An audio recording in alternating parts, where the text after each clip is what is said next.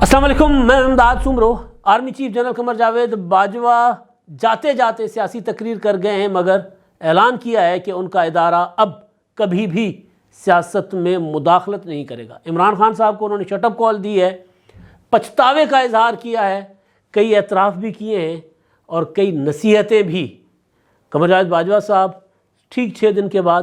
Pakistan army کے سربراہی سے یعنی سپہ سالاری سے ریٹائرڈ ہو جائیں گے، اور ان کے بعد نئے آرمی چیف آئیں گے۔ وزیر اعظم ہاؤس میں اس حوالے سے اجلاس میٹنگیں چل رہی ہیں، اب دیکھتے ہیں کہ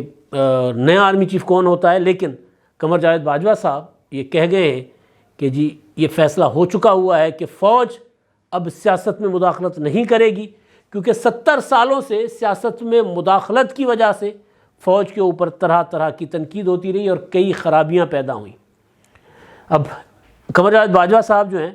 وہ انہوں نے تقریر جو کی ہے وہ کی ہے یوم شہداء اور یوم دفاع کی تقریب تھی راول پنڈی میں، اس سے انہوں نے خطاب کیا، اور خطاب میں انہوں نے خود ہی کہہ دیا کہ جی میں کیونکہ جا رہا ہوں تو لہٰذا یہ میرا آخری خطاب ہوگا بطور آرمی چیف۔ تو انہوں نے اس خطاب میں دل کھول کر باتیں کی، کیونکہ انہوں نے کہا کہ جی کیونکہ میرا بطور آرمی چیف یہ آخری خطاب ہے، لہٰذا میں دل کھول کر باتیں کرنا چاہتا ہوں۔ اب کیونکہ فوج پاکستان کی اب وہ خود بھی اعتراف کر رہے ہیں، اور یہ کوئی بات ڈھکی چھپی نہیں ہے، دنیا جہان جو ہے وہ اس بات کو آبزرو کرتی رہی، ظاہر ہر بندہ دیکھتا رہا، سمجھتا رہا، چاہے پاکستانی قوم ہو یا باہر کی قومیں ہوں، اقوام ہوں، کہ پاکستان کی فوج کی سیاست میں مداخلت جو ہے وہ ہمیشہ رہتی ہے۔ اور 70 سال سے تو آرمی چیف صاحب خود کہہ رہے ہیں، تو اتنی عمر ہے پاکستان کی، اور اس میں ظاہر ہے ایک بار ملک ٹوٹ بھی گیا تو اس میں فوج ہو، عدلیہ ہو یا دیگر ادارے سیاست میں مداخلت کرتے رہتے ہیں۔ ابھی بھی آپ دیکھیں کہ آرمی چیف کے تقرر کا معاملہ جس طرح لنگران ہوا ہے، جس طرح سمری نہیں جاری ہو رہی تھی، جس طرح وزیر اعظم ہاؤس نے چٹھی لکھ کر سمری جاری کروائی، تو یہ ایک جو مزاج بنا ہوا ہے وہ مزاج کی وجہ سے ہوا ہے۔ آرمی چیف قمر جاوید باجوہ کی تقریر سے پہلے D G I S I نے پہلی بار پریس کانفرنس کی تھی،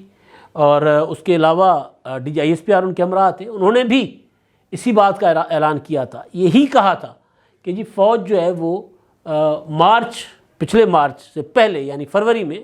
یہ فیصلہ کر چکی ہوئی ہے کہ ہم نے سیاست سے دور ہونا ہے، سیاست میں مداخلت نہیں کرنی، کیونکہ ہمیں اس کا بہت نقصان ہوا ہے۔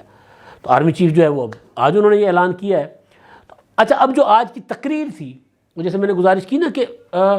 جاتے جاتے مزاج جو ہے سیاسی وہ تبدیل ہوتا ہے، ایک عادت پڑی ہوتی ہے، 70 سال کی عادت یوں بٹن دبانے سے ختم نہیں ہو سکتی۔ تو میں اکثر جب دوستوں میں بحث ہوتی ہے تب بھی یہ کہا کرتا ہوں کہ جب وہ کہہ رہے ہیں اپنے منہ سے کہ جی ہم اب سیاست میں مداخلت نہیں کریں گے، تو اس بات پر نظر رکھی جائے، اس کا پہرا دیا جائے، لیکن یہ مت سمجھا جائے کہ مداخلت نہیں ہوگی۔ عادت پڑی ہوتی ہے، بندہ ایسے ہی غیر لاشعوری طور پر بھی کر جاتا ہے۔ جیسے آرمی چیف صاحب کی آج کی تقریر، وہ بھی اس تقریر میں بھی ٹوٹل سیاسی تقریر تھی، ٹوٹل۔ جانے والے آرمی چیف جو ہیں انہوں نے جو تقریر کی ہے دفاعی امور پر انہوں نے بہت کم بولا ہے، سیاسی امور پر انہوں نے زیادہ بات کی ہے، کیونکہ ان کا کردار 2018 کے انتخابات ہوں، اس سے پہلے کی صورتحال ہو، ان کا کردار جو ہے وہ سیاست کے اندر بہت زیادہ متحرک کردار رہا ہے آرمی چیف قمر جاوید باجوہ صاحب کا۔ لیکن کیونکہ ادارہ جب مزاج بدلتا ہے تو اس میں وقت لگتا ہے۔ مزاج بدلنے کی ایک چیز جو آج مجھے نظر آئی وہ کافی خوشائن تھی، وہ یہ تھی کہ تقریب پاک فوج کی تقریب ہے، یوم شہداء کی تقریب ہے اور یوم دفاع کی تقریب ہے۔ آپ ایک چلے جائیں پاکستان کی تاریخ جو اپنے ہوش میں آپ نے جو دیکھی ہے، آپ نے کبھی فوجی تقریبوں میں سویلین شہداء کی تصویریں نہیں دیکھی ہوں گی۔ ایک مزاج بنا ہوا تھا کہ شہید، مطلب آج کی تقریب جو تھی اس میں جب وہ تقریب چل رہی تھی ٹی وی پر، جب میں دیکھ رہا تھا تو میں مطلب یوں چونکا کہ فوجی جوانوں کے ساتھ فوجی افسروں کے جو شہید ہیں ہمارے، اور ان کی شہادت پر ہم نے ہمیشہ آنسو بہائے ہیں۔ یہ کوئی نہیں ہو سکتا کہ بھئی اگر ہمارے جوان اگر سرحدوں پر اپنے وطن کا دفاع کرتے ہوئے جان کی قربانی دیتے ہیں تو اس پر ہر آنکھ اشکبار ہوتی ہے اور تکلیف ہوتی ہے ہر کسی کو۔ قربانی وہ کبھی بھی، ان کی قربانی کو ہمیشہ سلام ہی کیا جاتا ہے۔ تو ان کے ساتھ آج پہلی بار وہ جو اسٹرپ چل رہی تھی ٹی وی پر، محترمہ بینظیر بھٹو شہید کی تصویر مجھے نظر آئی۔ میں ابھی ہم سندھی میں اچرج کا لفظ استعمال کرتے ہیں، حیرت سے زیادہ وہ اس میں جان ہے مجھے محسوس ہوتی ہے. تو ابھی میں اچرج میں ہی تھا، حیرت میں ہی تھا، تو اتنے میں شہید بشیر بلوچ صاحب کی تصویر آ گئی. یعنی آپ سوچیں نا کہ عوامی نیشنل پارٹی جن کے لیے محترمہ بینظیر بھٹو شہید کو تو ریاست نے شہید تسلیم کیا ہوا ہے، بلوچ صاحب جو ہیں ان کی عوامی نیشنل پارٹی کے اوپر تو تہمتیں ہی بڑی ہیں، تہمتیں تو پیپلز پارٹی پر بھی بڑی ہیں، ان کی بھی آ گئی تصویر. تو اب آپ سوچیں کہ یہ جو ہے نا تبدیلی کے آثار ہیں، کہ تبدیلی کے لیے کہا نہیں جا رہا، تبدیلی محسوس کروائی جا رہی ہے، ورنہ تسلیم نہیں کیا جاتا، سویلینز کو نہیں تسلیم کیا جاتا. جو مزاج ہماری پاک فوج کا بنا ہوا ہے وہ حب الوطنی سے لے کر اور قربانیوں تک، بے شک وار آن ٹیرر میں فوج کا کردار، ہمارے سویلینز کا کردار، ہماری پولیس کا کردار، ہماری پیرا ملٹری فورسز کا کردار بہت شاندار رہا ہے، بہت بڑا اعلیٰ کردار رہا ہے. لیکن اس کے باوجود اگر پاکستان میں کہوں کہ اگر کوئی بڑی قربانی ہے، بڑی جان کی قربانی تو سب کی قربانی ہے نا، لیکن جس قربانی نے پاکستان کو ہلا کر رکھ دیا تھا وہ محترمہ بینظیر بھٹو شہید کی قربانی تھی، پاکستان کی زنجیر کہلاتی تھی وہ. تو یہ ایک تبدیلی جو ہے وہ آ رہی ہے، اور تبدیلی ارتقاء کے ساتھ آتی ہے. ایک چیز تو یہ. اب دوسری جو ان کا خطاب تھا، اس خطاب کی کچھ پوائنٹس ہیں، کچھ 6 امپورٹنٹ پوائنٹس جو میں نے نوٹ کیے ہیں، اس میں ایک ایک کر کے مختصراً گزارش کروں گا. اور مجموعی طور پر میرے نزدیک تقریر سیاسی تھی مگر پازیٹیو اشارے تھے اس تقریر میں. بس اتنا ضرور کیا گیا کہ فوج کی جو سیاست میں مداخلت کی وجہ سے خرابیاں پیدا ہوئیں ان کا ملبہ بھی سیاست دانوں پر ڈالنے کی کوشش کی گئی، لیکن نہیں ڈالا جا سکتا تھا، کیونکہ کہہ چکے ہیں آپ کہ 70 سال سیاست میں مداخلت کی فوج نے اور اس سے خرابیاں پیدا ہوئیں. تو پہلا نقطہ جو میرے نزدیک وہ یہ تھا کہ انہوں نے کہا کہ جی بنگلہ دیش کا قیام جو تھا وہ سیاسی ناکامی تھی. سیاسی ناکامی نہیں تھی حضور، سیاست کو تو آپ نے اس وقت بطور فوج، بطور ادارہ، ایوب خان نے، یحییٰ خان نے سیاست کو تو گالی بنایا ہوا تھا. پاکستان جنہوں نے بنایا تھا ان کے اوپر تو پابندی لگا دی گئی تھی. ایوب خان کے زمانے میں نفرتیں اتنی پیدا کر دی گئی تھیں نسلوں میں، اس طرح کی باتیں کی گئی تھیں کہ بنگالی ہمارے ساتھ رہنے کو تیار نہیں تھے. اس طرح کی جو تاریخ بھری پڑی ہوئی ہے نا. تو اب ایک جملے سے ہم یہ نہیں کہہ سکتے کہ جی سیاسی ناکامی تھی، سیاست تھی نہیں تو ناکامی کس چیز کی. اس وقت سیاسی عمل کو روکا گیا تھا، سیاسی ڈائلاگ کو روکا گیا تھا. اور ایک بیٹھے ہوئے تھے وہ جو مفلوج کر کے اپنے آپ کو بھی اور ملک کو بھی، یحییٰ خان. وہ کون تھے؟ باقی ٹھیک ہے حساب کتاب کے جی کتنے فوجی تھے وہاں، کتنے نہیں تھے، لیکن بہرحال وہ سیاسی ناکامی نہیں تھی. اگر آپ ایک جملے میں یہ اعتراف کرتے ہیں کہ 70 سال سے سیاسی مداخلت نے خرابیاں پیدا کی ہیں، تو سب سے بڑی خرابی جو تھی وہ یہ تھی، سیاست کی ناکامی نہیں تھی، سیاست میں مداخلت کی وجہ تھی بنگلہ دیش بننا. تو اس بات کو تسلیم کر لیجئے. اگر آپ یہ تسلیم کرتے ہیں کہ سیاست میں 70 سال سے غیر آئینی مداخلت ہوئی ہے تو پھر آدھا سچ نہیں بولنا چاہیے، پھر پورا سچ بولنا چاہیے. وہ D G I S I نے جب پریس کانفرنس کی تھی تو انہوں نے کہا تھا کہ غیر ضروری سچ بھی خرابی پیدا کرتا ہے، لیکن یہ غیر ضروری سچ نہیں ہے، یہ حق. افتخار چودھری صاحب تھے نا، انہوں نے کہا پی سی او کے تحت حلف لیا، پاکستان میں سیاسی عمل کو گالی انہوں نے بنا دیا، اپنی سارا کیا کرایا جو تھا زندگی بھر کا اپنا اور اپنی جوڈیشری کا، انہوں نے کہا کہ جی ہم نے غلطی تسلیم کر لی ہے، اب ہم آگے بڑھ رہے ہیں. کسی اور کی غلطی تسلیم کرنے پر وہ یقین نہیں کر رہے تھے. سی او ڈی جو میثاق جمہوریت ہوا تھا، انہوں نے کہا اس کو یہ کیا ہے، اٹھاؤ فارغ کرو، صرف میں نے غلطی تسلیم کیا تو مجھے معافی مل سکتی ہے اور کسی کو نہیں مل سکتی. تو یہ نہیں ہو سکتا کہ غلطی تسلیم کرنے کا مطلب یہ نہیں ہے کہ غلطی تسلیم کرے تو وہ جو غلطی سے خرابیاں پیدا ہوئی ہیں اس کا ملبہ بھی اٹھانے کی ذرا حوصلہ کیجیے کہ جی آپ کی مداخلت کی وجہ سے ہوا ہے. دوسری چیز جو ہے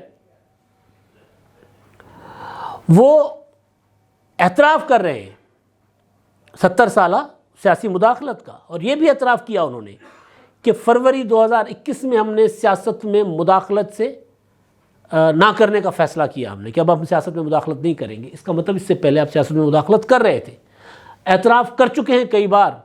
کہ عمران خان صاحب کو سپورٹ کیا گیا پولیٹیکلی اعتراف ہے، کھلا اعتراف تھا، مگر پھر سیاستدانوں کو نصیحت کی جاتی ہے کہ جی آر ٹی ایس بٹھانے کی بات کیوں کی جاتی ہے؟ بھائی آپ خود جب کہہ رہے ہو کہ آپ فروری 2021 تک سیاست میں مداخلت کرتے رہے ہیں، تو پھر آر ٹی ایس بھی تو اسی سیاسی مداخلت کا نتیجہ تھا نا، جس کا آپ اعتراف کر رہے ہیں۔ تو جب سیاسی مداخلت کے نتیجے میں ایک شخص کو لیڈر بنایا جاتا ہے، وزیر اعظم کی کرسی پر بٹھایا جاتا ہے، اگر اس کو ایک جواں سالہ بلاول بھٹو زرداری پارلیمنٹ میں کھڑے ہو کر کہے سلیکٹڈ پرائم منسٹر، تو اس کے اوپر آرمی چیف کو کمنٹ کرنا یہ سیاست میں مداخلت کے زمرے میں آتا ہے۔ آرمی چیف صاحب کو، چاہے وہ جا رہے ہیں، ان کو اس بات پر مائنڈ نہیں کرنا چاہیے تھا کہ جی انہوں نے کیوں ایسا کہا۔ پھر یہ جو عمران خان صاحب کی حکومت جب تحریک عدم اعتماد کے ذریعے گئی 2022 کی، اس پر انہوں نے کہا کہ عمران خان صاحب نے کہا ہے کہ جی ادارے نے سازش کی ہے۔ ادارے کی سازش کے متعلق تو آپ بات کر سکتے تھے، یہ کرنی بھی چاہیے، لیکن باقی جو عمران خان صاحب کا سیاسی حق ہے اس کے اوپر تو بات، بہرحال وہ اس پر انہوں نے بات کی۔ لیکن اصل چیز جو یہ تھی کہ آپ 2021 میں اگر مداخلت ختم ہو گئی، انہوں نے کہہ دیا، تو اس کے بعد جو عمران خان کی حکومت گئی ہے، کیونکہ وہ کہہ رہے ہیں اس وقت ہم سیاسی نہیں تھے، اس وقت ہم غیر سیاسی تھے، تو اس وقت کے معاملے پر آپ بات کر سکتے ہیں، لیکن پھر بھی وہ بھی ایک بہرحال اس کو آگے لے کر چلتے ہیں۔ اچھا، اس کے علاوہ جو عمران خان صاحب کے متعلق کہا گیا کہ جی اس سیاسی اپنا تحریک عدم اعتماد جو ان کو کامیاب ہو گئے، ان کے خلاف وہ ناکام نہیں کر سکے تحریک عدم اعتماد، تو اس کے بعد انہوں نے ایک جھوٹا بیانیہ بنایا، دراڑیں ڈالنے کی کوشش کی قوم کے اور اس کے درمیان، فوج کے درمیان،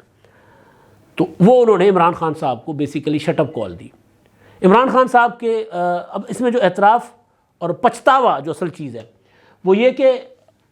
جو حوالہ جو دیا نا آر ٹی ایس والا، وہ لگ رہا تھا کہ صرف اور صرف بیلنس کرنے کے لیے، جس طرح نواز شریف کو نااہل کر دیا گیا تھا، تو بیلنس کرنے کے لیے جہانگیر ترین صاحب کو نااہل کر دیا گیا تھا۔ تو اگر وہ صرف اور صرف اب بات کرتے تحریک عدم اعتماد کے بعد عمران خان صاحب کے جھوٹے اور جعلی بیانیے کی، جو انہوں نے خود کہا جھوٹا اور جعلی بیانیہ، اگر اس کی بات کرتے تو پھر عمران خان صاحب پھر اٹھ کر کہتے کہ دیکھا یہ قمر جاوید باجوہ صاحب تو چوروں اور ڈاکوؤں کے ساتھ ملے ہوئے، اس کو بیلنس کرنے کے لیے باجوہ صاحب نے آر ٹی ایس والا میرا خیال ہے ذکر کیا ہوگا۔ اب عمران خان صاحب پاکستان کے فوج کے ادارے کا سب سے بڑا پچھتاوا ہے، سب سے بڑا پچھتاوا، کیونکہ اس سے پہلے کبھی کھلم کھلا اس طرح اعتراف نہیں کیا گیا، اور حاضر سروس آرمی چیف نے، حاضر service D G I S I نے، حاضر service D G I S P R نے کبھی اس طرح اعتراف نہیں کیا جس طرح اب کیے جا رہے ہیں۔ اور یہ اعتراف عمران خان صاحب کی ناکامیوں کا، یا عمران خان صاحب کو جو پروجیکٹ عمران خان لانچ کیا گیا تھا اس کی ناکامی کی وجہ سے اعتراف سامنے کھل کر آ رہے ہیں۔ عمران خان صاحب پاکستان کی فوج کا سب سے بڑا پچھتاوا ہے، سب سے بڑا پچھتاوا اس وجہ سے۔ ایون دیکھیں بنگلہ دیش والا معاملہ، وہ کہہ رہے ہیں وہ ہماری غلطی نہیں تھی، وہ سیاسی ناکامی تھی۔ عمران خان صاحب کو سیاست میں لانے کے بعد جو خمیازہ بھگتنا پڑا، جو نتائج بھگتنے پڑے، اور اس کے بعد عمران خان صاحب نے جس طرح ایک پروپیگنڈا کیا آرمی چیف قمر جاوید باجوہ صاحب کے خلاف، فوج کے خلاف یا ججز کے خلاف، وہ پاکستان کی اسٹیبلشمنٹ کے لیے سب سے بڑا پچھتاوا ہے، جس کا آج اعتراف کیا گیا کہ ہم 2021 تک تو مداخلت کر رہے تھے، اس کے بعد ہم نے مداخلت نہیں کی، کیونکہ 2021 تک عمران خان صاحب کو ہر طرح کی سپورٹ دے دی گئی تھی، ہر قسم کی سپورٹ۔ تو اب وہ جو پروجیکٹ عمران خان ہے، وہ جو وائنڈ اپ ہو رہا ہے، تو اس کو وائنڈ اپ کرنے کے دوران ہی یہ سارا عمل ہو رہا ہے نا۔ عمران خان صاحب کو وائنڈ اپ، وہ تو میرا خیال ہے وائنڈ اپ پروجیکٹ عمران خان تو نیچرلی ہو رہا ہے، وہ اس طرح ہو رہا ہے کہ فوج کہہ رہی ہے ہم سیاست میں نہیں ہیں، ہم سیاست سے مداخلت نہیں کر رہے، تو پھر سیاست میں جو باقی گرکے پڑے ہوئے ہیں، اپنا کیا گرکے لفظ ٹھیک نہیں ہوگا، گھاک سیاستدان جو پاکستان کے بیٹھے ہوئے ہیں سیاست میں، نواز شریف، آصف زرداری، مولانا فضل الرحمان، وہ تو عمران خان صاحب کو ان کے لیے حلوہ ہے، اور جنرلی حلوہ ہے ان کے لیے۔ مسلس پاور کے ذریعے سیاست نہیں ہو سکتی۔ تو یہ جو آج کی تقریر آرمی چیف کی تھی، وہ بیسیکلی ایک پچھتاوے پر مبنی تقریر تھی، اور پچھتاوا بھی ایک ایسے سربراہ کا جو 6 دن کے بعد جا رہے ہیں، اور 6 سال جنہوں نے کمان کی ہے پاکستان کی فوج کی، اور مکمل طور پر سیاسی ہو کر D G I S P R press conferences کرتے رہے عمران خان صاحب کی حکومت آنے کے بعد کہ مثبت رپورٹنگ کرے میڈیا۔ عمران خان صاحب کی فرمائشوں کے اوپر یا ان کی سہولت کاری کے لیے اپوزیشن کی ساری لیڈرشپ جیلوں میں ہوتی تھی، عدالتی ضمانتیں نہیں لیتی تھی، پارلیمنٹ سے قانون سازی کروائی جاتی تھی، باقاعدہ عمران خان صاحب کو سہولت فراہم کر کے کروائی جاتی تھی، لوگ پراپر وہاں پر اس کام پہ لگے ہوتے تھے۔ تو لیکن بہرحال جو چیز ہے جو میں گزارش کرنا چاہ رہا ہوں وہ یہ ہے کہ سب کچھ یہ جو میں نے تنقیدی جائزہ لیا آرمی چیف کی تقریر کا، یا جائزہ لیا جو تجزیہ میں نے آپ کے سامنے پیش کیا، اس سب کچھ کے باوجود میں ایک ڈیموکریٹ ہوں، میں ارتقاء کے عمل میں یقین رکھتا ہوں، لہٰذا یہ جو تقریر آج ہوئی ہے بے شک سیاسی تھی، لیکن اس کے ساتھ جو عزم تھا وہ غیر سیاسی تھا کہ جی ہم اب غیر سیاسی ہو گئے، میرا ادارہ اب غیر سیاسی ہوگا، تو میں اس پر یقین کرنے کو تیار ہوں۔ جب اس طرح کھل کر کھلی ڈلی باتیں کی جائے نا، وہ جو آپ جب غلطیاں تسلیم کر کے آگے بڑھنا چاہتے ہیں نا تو پھر اس میں کھلی ڈلی باتیں ہوتی ہیں، پھر اس میں یہ بھی ہوتا ہے کہ بندہ کہیں نہ کہیں کسی نہ کسی غلطی کو تسلیم کرنے سے ہچکچاتا ہے، یا کوئی اتنی بڑی غلطی ہوتی ہے کہ وہ پھر سب پہ ملبہ ڈال کے اپنے حصے کا وہ لے لیتے ہیں، کوشش کرتے ہیں کہ جی اپنے حصے سے تھوڑا بوجھ لے لیا جائے۔ تو بنگلہ دیش والے معاملے میں تو یہ کیا گیا، لیکن باقی اگر یہ تسلیم کیا گیا کہ 70 سال فوج پاکستان کی سیاست میں غیر آئینی مداخلت کرتی رہی ہے، اب مداخلت نہیں کرے گی، تو ہمیں اس کو اپریشیٹ بھی کرنا چاہیے، ہمیں اس کو سراہنا بھی چاہیے، اور ہمیں اس پر پہرا بھی دینا چاہیے کہ ہاں فوج ایسی کوئی غلطی دوبارہ نہ کرے، عمران خان جیسی کم از کم نہیں، مطلب کسی کو بھی نہ لائے سیاست میں، فوج اپنا کام کرے، سیاستدانوں کو اپنا کام کرنے دے۔ لیکن بہرحال یہ جو آج کی تقریر ہے یہ بنیادی طور پر عمران خان صاحب کی ناکامیوں کی وجہ سے فوج کے گلے میں جو توق پڑا تھا، فوج کے ادارے کے اوپر جو الزامات آئے تھے، جو ملبہ پڑا تھا، اس ملبے سے نکلنے کی ایک کوشش تھی۔ اب دیکھتے ہیں کہ آگے چل کر یہ جو غیر سیاسی ہونے کا عزم ہے اس پر فوج قائم رہتی ہے یا پھر مداخلت ہوتی ہے۔ ایک بات میں جاتے جاتے پھر کہوں کہ عادتیں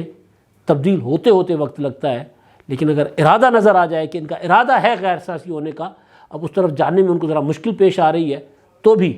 ہم اس کو اپریشیٹ کریں گے۔ اب تک کے لیے اتنا ہی، اللہ حافظ۔